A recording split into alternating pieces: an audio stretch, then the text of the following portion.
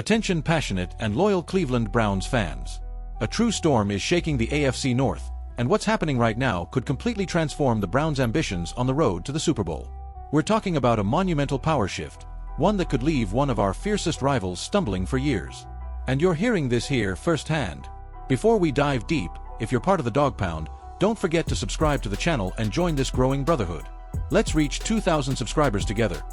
Share this news with other fans and make the Browns' voice echo across the entire NFL.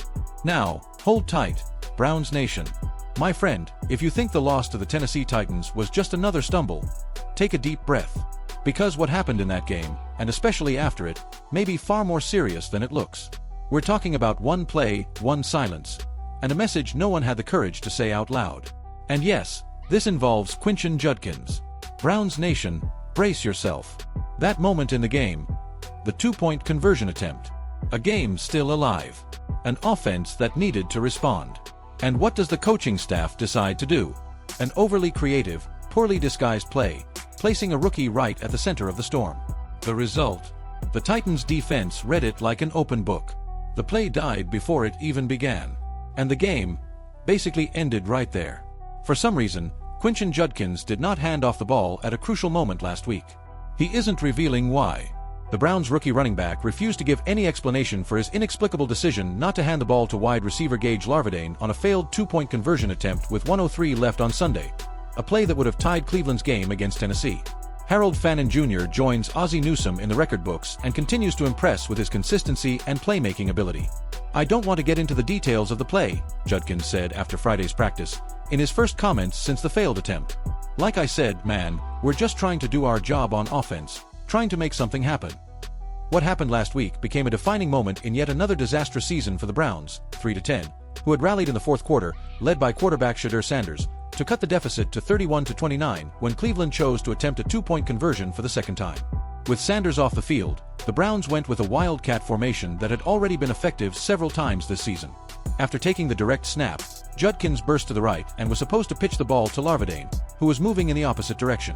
Judkins, however, kept the ball and was stopped by Tennessee defenders. Appearing surprised, he briefly broke free before throwing a desperate pass across the field. The throw fell incomplete, sealing another loss and drawing boos from perplexed Cleveland fans, angered both by the decision and by the fact that Sanders was not involved. The Browns had executed the trick play successfully in practice, but failed when it mattered most. Coverage Zone Podcast. "I'm definitely frustrated," Judkins said when asked about his emotions after the incident. "It's been a long season for all of us, and at that point, all we wanted was to get out there and get a win. It didn't happen. So here we are now, trying to prepare for the game against Chicago." It was a rare blunder for Judkins, who leads all NFL rookies with 784 rushing yards and has been a bright spot for Cleveland in an otherwise bleak season. Although he avoided the media after the play, several teammates came to Judkins' defense, knowing he took the mistake seriously. "He's the kind of person you sometimes don't need to say anything to," said rookie running back Dylan Sampson, who will miss this week's game due to calf and hand injuries. "I know that moment was painful because there was practically no next play outlook." Judkins will have a chance to redeem himself from that colossal mistake on Sunday, when the Browns visit the Chicago Bears, 9-4, who are pushing for a spot in the NFC playoffs. For the Browns, there is little left to play for beyond pride, though Judkins views the final 4 games as a chance to finish his rookie season on a positive note. Shedeur Sanders is not content with simply being the starter for the rest of the season and is looking to solidify his future with the Browns. He has shown star potential, but the 22-year-old former Ohio State standout insists he is simply focused on improving. Finding consistency has been a challenge, especially due to constant changes on Cleveland's offensive line caused by injuries. "Personally, I just need to stay calm and trust what our coaches implement each week," he said. "And also trust the guys who are protecting me and playing in front of me. So with the changes, I don't need to change my mindset, I just keep trying to attack and do what I can." Judkins didn't do much last week, gaining just 26 yards on 14 carries, an average of 1.9 yards per attempt, his worst of the season. Although he caught a short pass and gained 58 yards, it was one of the few times this year defenses managed to keep Judkins, who is rarely brought down on first contact, from breaking tackles and gaining extra yardage. Judkins doesn't know why the Browns' running game failed to get going.